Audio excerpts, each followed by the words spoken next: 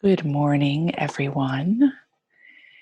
This morning's theme is Shake the Dust from Your Sandals. And if you have a Christian background, you're probably incredibly familiar with that phrase.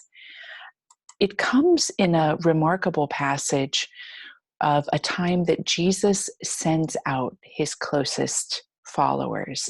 So it's at a very pivotal moment. He's giving some strong instruction for how to go forward as he has gone forward. And so I find that it's an awesome phrase to take as a little mini theme in our time of Lent. Because Lent is, yes, about the inward journey, about preparing for new life, but inevitably new life seeks to share new life. And in that sharing new life, I think it's always nice to be reminded and reflect upon first, what we can expect to encounter in the world, and second, how we can hold ourselves in that state of new life, because we are abundant and life-giving in as much as we make choices in our ministry that are abundant and life-giving. Before going into the passage, I would like to just point out that there's something very playful about the phrase itself. When I ran across it yesterday before I sent out the email, I thought, I think I want to practice that in all its simplicity, that when I'm standing in my truth, if it's not accepted, what if I just had the image of shaking my feet and just shaking the dust, just playfully shaking the dust and walking on? Wouldn't that be a lovely way to live and remain in my truth without making it a thing that I need to work out, or I need to process, or I need to stick with it? If it's that simple, that where my truth isn't accepted, I can simply shake the dust and move on. Wow, that's a bit liberating. I can remember, because I wasn't a competitive child. I was very playful, but I wasn't uh, driven in that way. And I can remember at times on the playground that if I was playing in a certain arena and it just wasn't working out, I would just go play in another arena. If I didn't like the people I was playing with, or if the rules didn't match what I was interested in, I just quite simply moved to go play hopscotch instead of dodgeball. What if we looked at our ministry in that way, not with a judgment, not with a shaking the dust and condemning, but just with the simplicity that we're worthy to be received. We're worthy to find a home where we bring our ministry. Jesus alludes to that. When he sends out the apostles, the phrase, shake the dust from your feet or from your sandals, is couched in some other brilliant advice. He mentions that when you come into a town, find someone worthy to stay with. So he sets it up that ahead of time, even though he has told his disciples not to carry anything, not silver, not gold, not food, don't take any provisions. So in a sense, he makes them beggars. But he says, when coming into the town, find someone worthy to stay with. What a juxtaposition.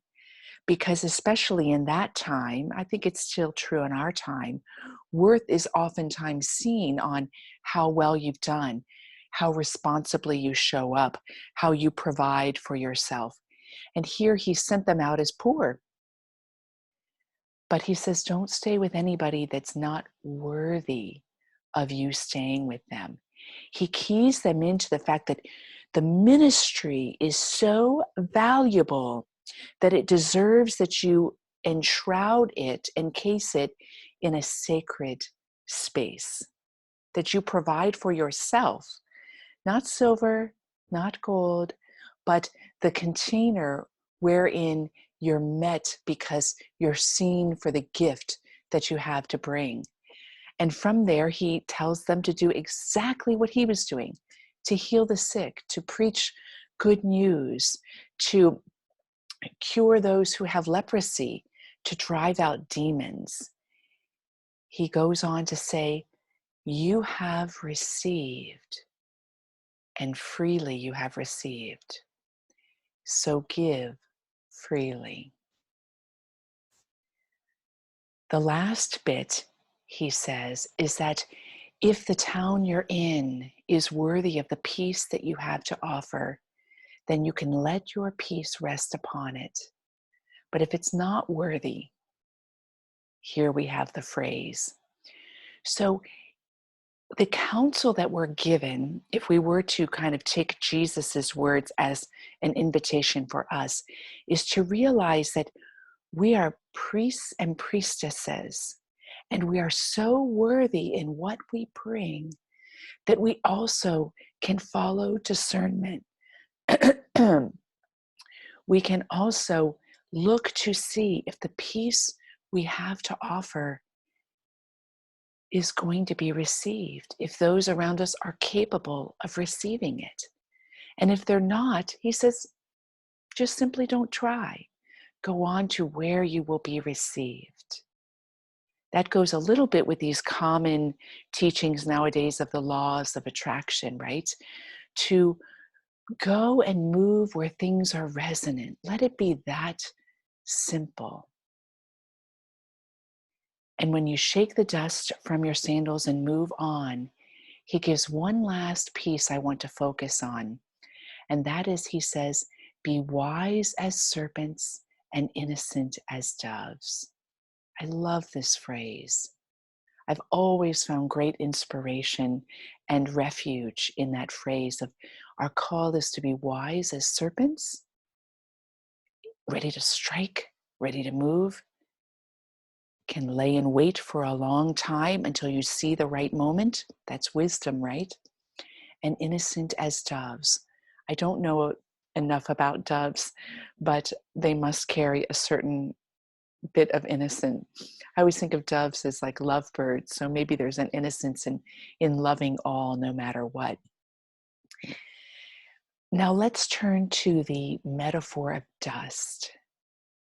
Because Jesus has given the invitation to not rely on anything material for the ministry, dust carries something powerful. You'll see the use of the word dust in correlation with the humanity, the creative part of ourselves.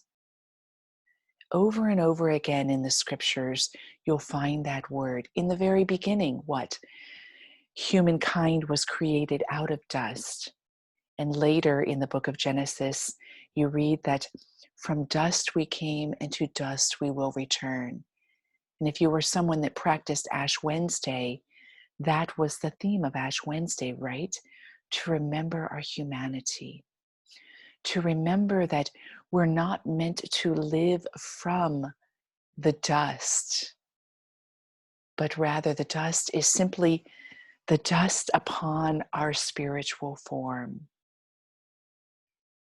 And to allow that when we experience the limitations of our human nature in our ministry, that like in Psalm 130, it says that God, that consciousness, that the divinity remembers that we are made from dust. We have nothing to worry about. We are remembered as being limited beings.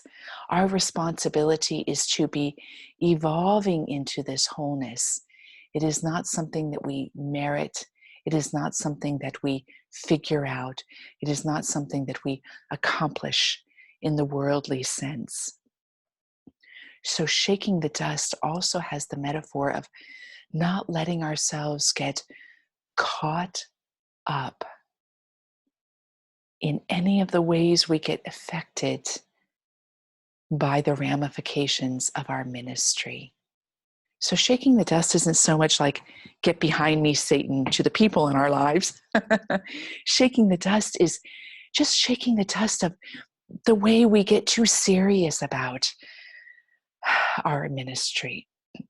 Shaking the dust is the way we kind of yoke onto ourselves too much and misunderstand the nature of our ministry.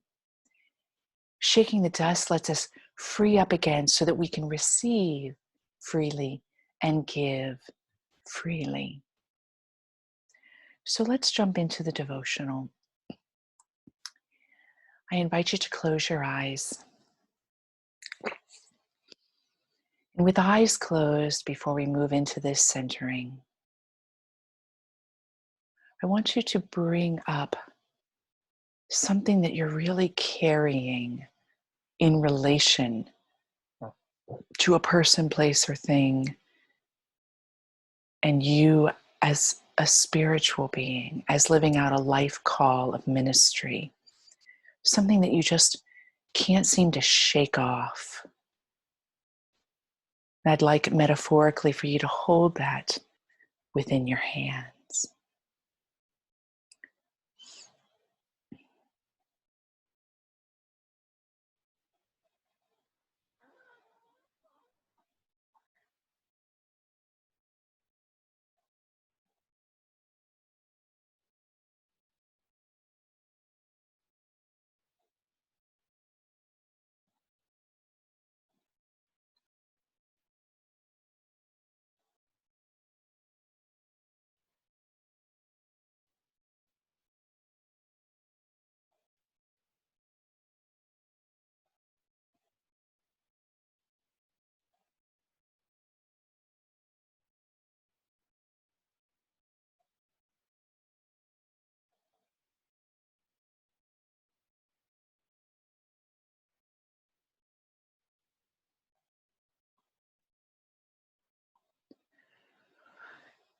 And with what you're holding within your hands, what I'd like you to do,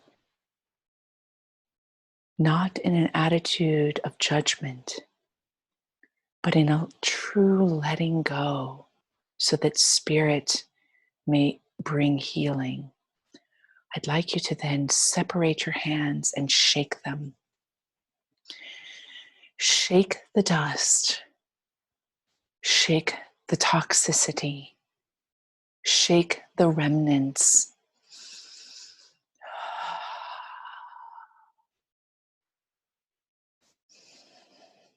For it is only in the limited aspects of yourself that you are connected to the life-taking relationships for the sake of your ministry.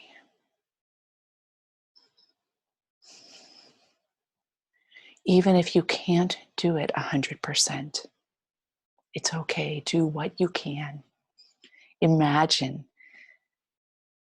Call in your angels and saints and guides and ask them to wash the dust.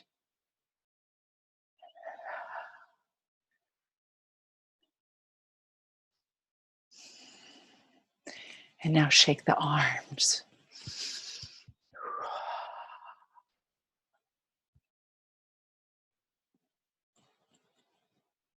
Shake the shoulders.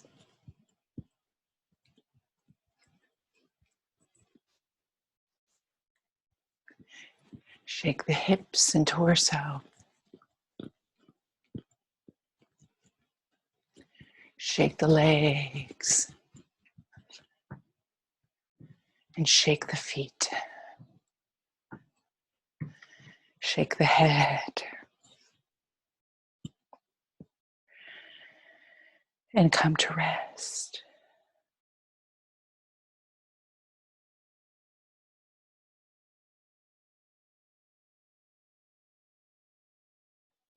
And hear again these words that we heard on our first meditation. You are my beloved, in whom I am well pleased. If you will, let yourself whisper that phrase with me. You are my beloved, in whom I am well pleased.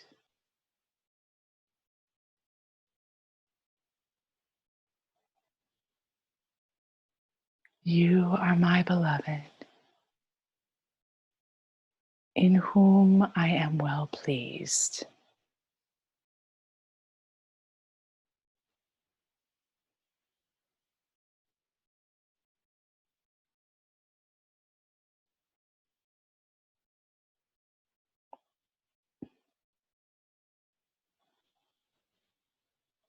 When you are ready, bring your palms together in front of your heart